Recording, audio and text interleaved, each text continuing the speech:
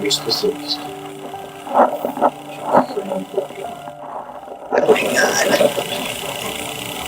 In Canton, Georgia, 21-year-old Brandon Risner was a familiar face at the local haunted house. Little did anyone know that just a few months later, he would become the focus of an all-night manhunt. When his best friend, Aaron Davis's car, was found in cold water, police knew they were dealing with a case more complicated than they had imagined. Everything in this criminal documentary unfolds from the locked house to the strange chemical smell to the to-do list after the incident. We need my son. The family needs him. Oh my God. You're with Brandon. Rachel. Jeremy. Brandon Risner, 21-year-old, stands with his parents after hours evading police. He's suspected in a violent offense involving close friend Aaron Davis. 6 hours later, Brandon is still on the run after a violent incident involving his best friend. The police are closing in and all clues point back to him. Keep going! You jumped the fence. Head back towards Collingwood. Back in Chinewood, when Brandon's parents learn that their son is a primary suspect, they can do nothing but pray and wait in despair. Rachel, Jeremy, if y'all can have a seat out here. Would you like to talk in private?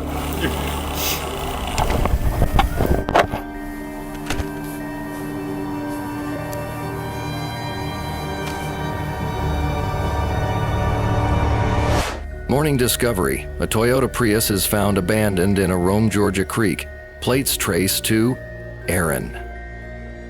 There's nothing. That's what I was looking for. There's nothing. The license plate revealed the owner, Aaron Davis, 21, in Rome, Georgia, a small town where everyone knew everyone else.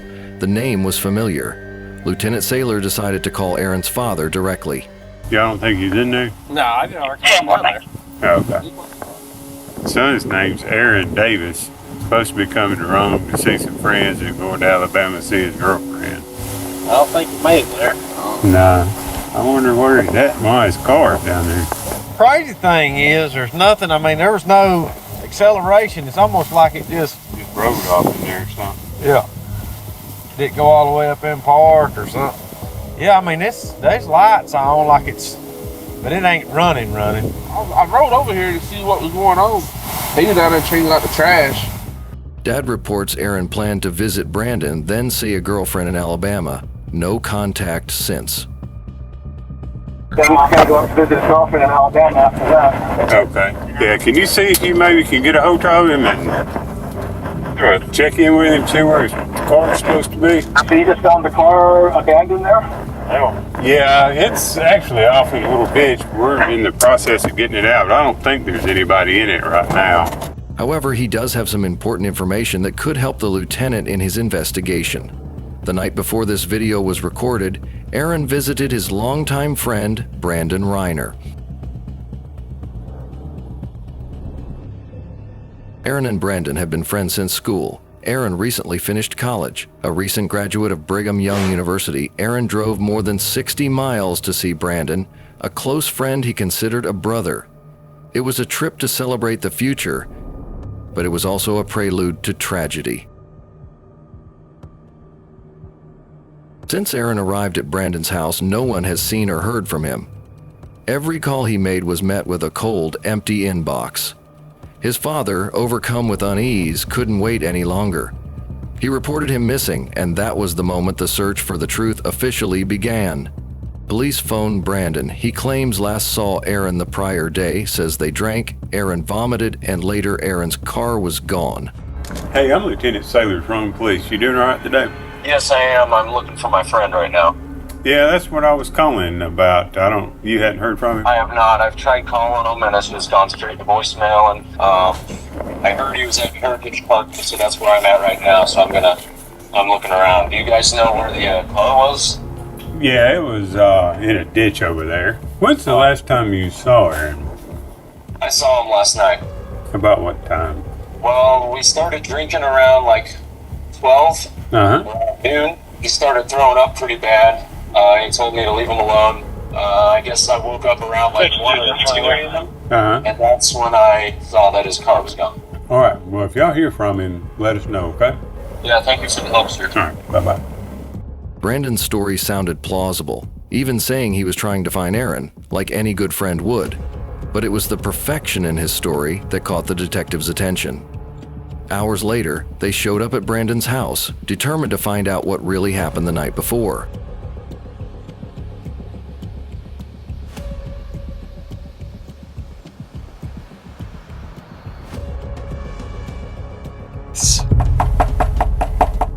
Hey, what's going on?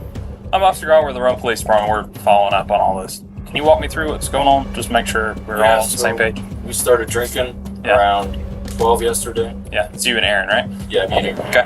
Anyone else with you guys? And went somewhere, and I had bought some red wine. Yeah. And came back here, started drinking red wine. He doesn't drink too often, so Yeah. he had gone upstairs and was just puking everywhere to the toilet. It was like standing up and puking for some reason. And I went downstairs and he told me that he doesn't need any help. I went downstairs, dropped a bottle, cut my pinky, and I went to the urgent care this morning, took a shower, went to bed. Okay. And then woke up 1 to 2 a.m. and his car was gone. So, how long have you and Aaron been friends? We met when I was in 5th grade. Okay. And then we became more like close friends, I'd say, like around freshman year. We're still trying to find him. I don't know. You know, he may just be staying at a hotel, sleeping off whatever happened last night. Yeah. It doesn't necessarily mean he's in danger or anything like that. Do you have any problem with us checking inside the house? No problem at all? No ferocious iguanas or anything? You never know, man. People have all kinds of pets. The police began searching the house and quickly discovered a few oddities. Several doors were locked, particularly the door to Aaron's room, where he had allegedly vomited multiple times. That caught their attention. Brandon was called to unlock the door and show them to the room. Do you mind coming in here with me so you can just show me where I'm going and all that? Yeah. Just makes it a little bit easier. The bathroom is up there that he was up checking in. I got you.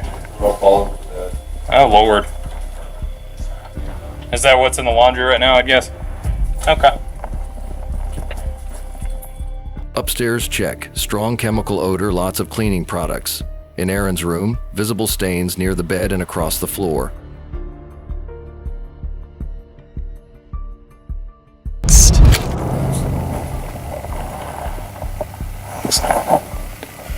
There's a significant amount of blood next to the bed, too. Decent. More than just vomit all the way over here. Looks like it's been there a while, but he could have been throwing up blood, I guess. See all that? It's weird to be throwing up blood like that. Not to mention, if he had alcohol poisoning, he wouldn't have been able to get up and move around this morning. Especially at 2 or 3 in the morning. Just poured powder right there, too. That's it right now. The more the police looked, the more they realized something was wrong. Brandon was being evasive, and Aaron's room had blood and hundreds of dollars worth of personal effects. Realizing the suspicion in the air, Brandon made a move that surprised everyone.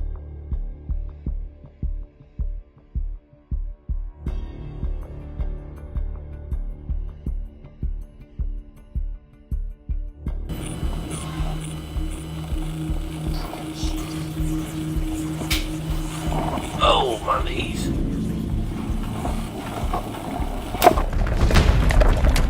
Keep going. Hey, no, quick.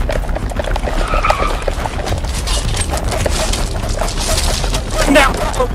Brandon bolts from the house and jumps a fence. Officers lose him during a neighborhood search.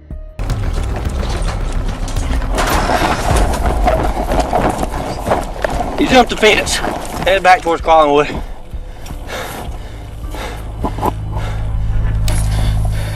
Somewhere between LaPorte and East 9, gotta be in these houses. Go up to the house, get in the backyard. Okay. Possible 1043 suspect.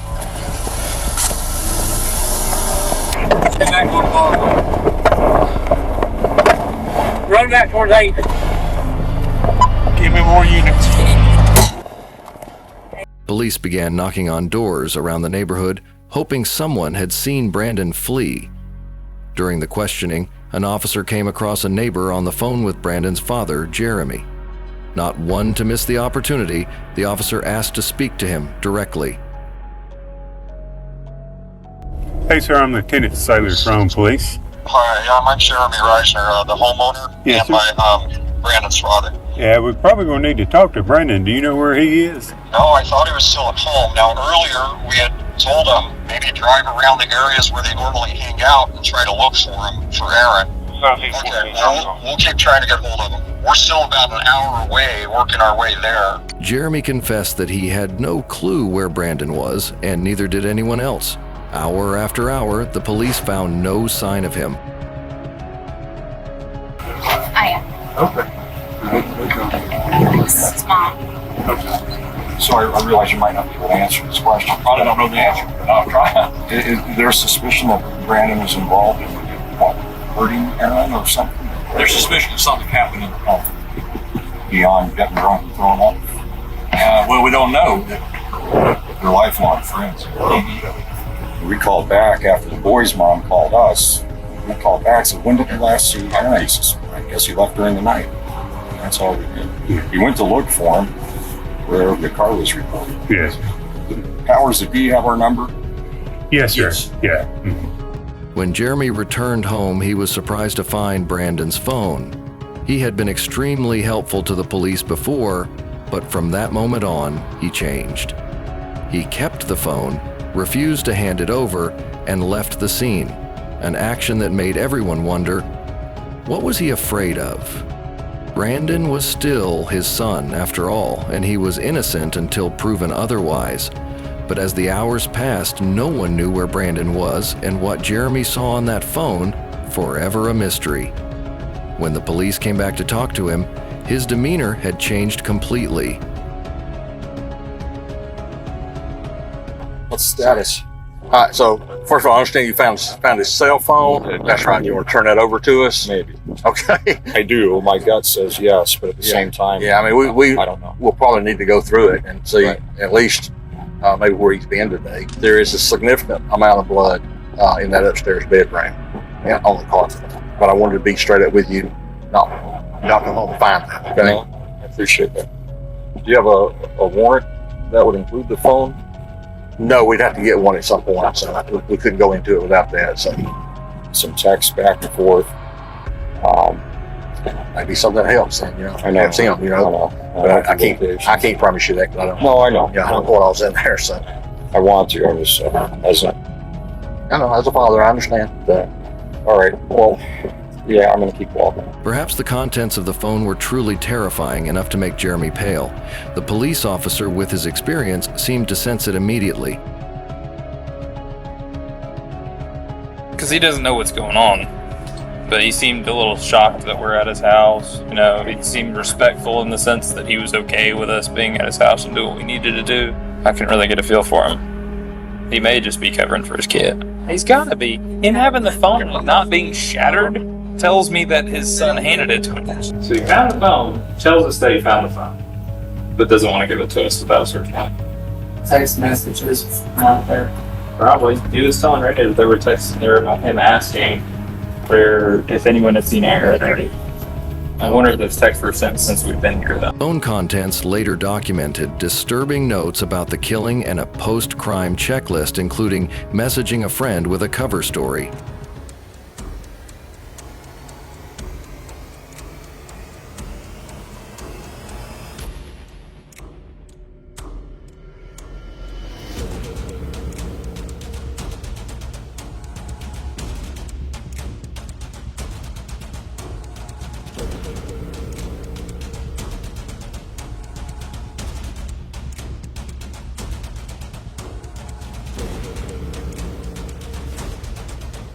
Before leaving, Brandon left behind a strange list, almost a to-do list after the incident. A strange schedule with 5 bullet points, the last 3 songs, a reference to the YouTube channel where he posts his music, then vacuuming, laundry, showering, and finally showering again tomorrow. No one knows exactly what text message sent Jeremy into a panic, but something on the phone clearly made him understand the truth. Brandon was responsible for Aaron's loss. Just an hour later, Jeremy called the police, saying he was with his son and that they were both ready to turn themselves in. 25 minutes later, Brandon showed up at the police station with his parents. You're Brandon. Rachel. Jeremy. Thank you.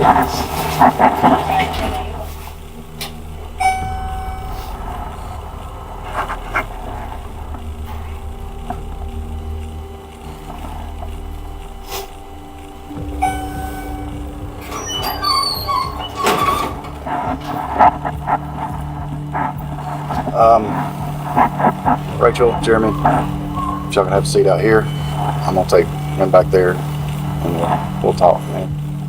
Would you like to talk in private? You need to send somebody out to find the body. Okay. I'll be right back out with you, okay? At the station, Brandon arrives with parents. He's separated for questioning. Anything in your pockets that I need to know about? Wallet and keys. Those real quick. Anything else? No. Sorry about that. Go ahead and have a seat. Alright, like I was saying, I'm Detective York. I work here at the MOPD, of course. Detective York, yep, that's me. So before we get started, got some paperwork you gotta fill out. Brandon immediately asked for a lawyer and stopped the interview. This shows that Brandon's thinking is very smart. So I'm gonna read you some stuff before we get started, okay? You have the right to remain silent. You have the right to talk to a lawyer for advice before you are asked questions and have him with you during questioning. I would like a lawyer. You would like a lawyer, okay? Alright, sit tight for just a minute. Detectives speak with parents instead. Father provides a lead to a rural cemetery location and begins sharing Brandon's recent history.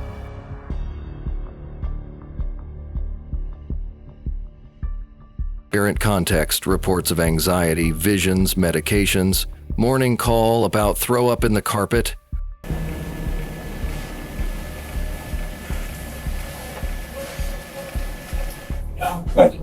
Thank you.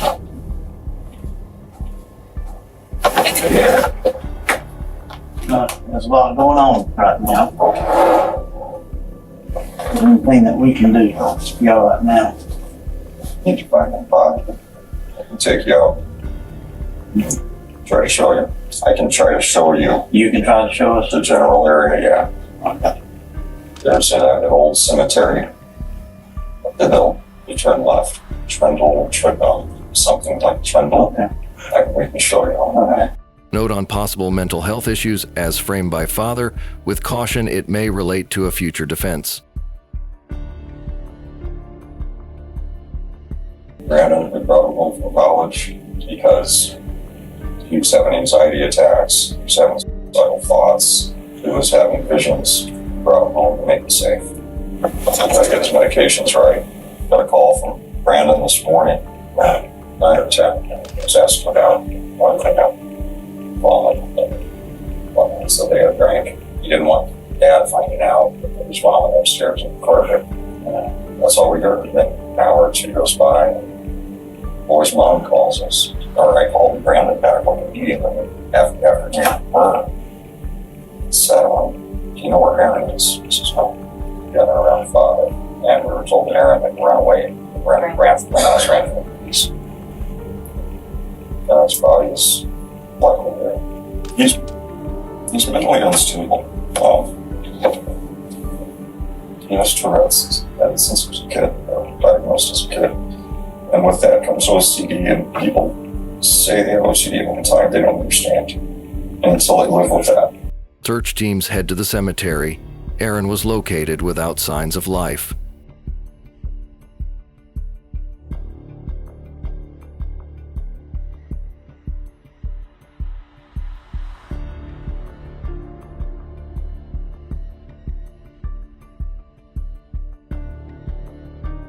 Brandon is booked. Officers note his unusually calm demeanor during transport.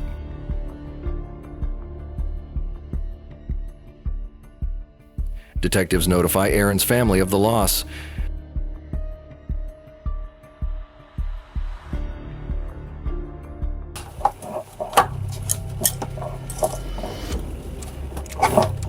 I'm right there.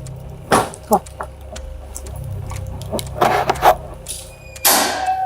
on. Go up to the counter, right? Let them follow their instructions. This is his property. You got ID in here if you want. For me? No, we're talking to him. Oh. You got your ID in there. Oh, yeah. That was a mistake.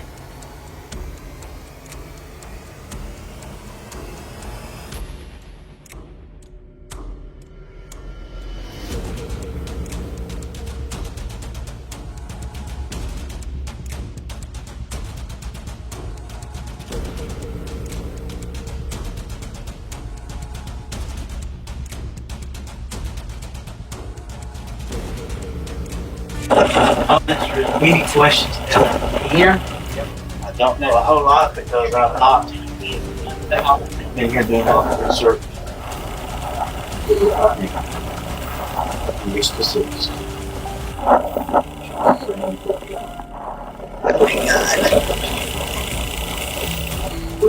Why would he do that? We don't know how to fight. We don't know how to fight it out. Why would you do that? We need my son. The family needs him.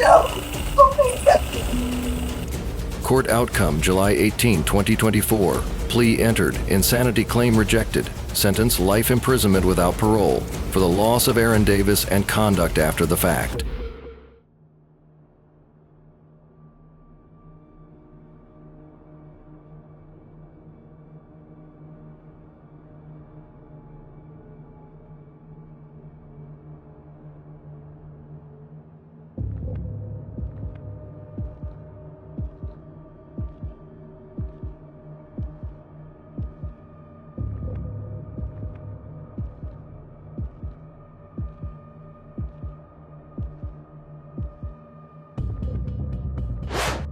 As Brandon is sentenced to life in prison, his parents are left wondering what really happened in that room that day. Was it a disease or a dark side of humanity they never saw? The story ends, but the questions remain, like any true criminal documentary. If you want to continue exploring strange cases like this, subscribe to the channel and like the video so you don't miss the next episode.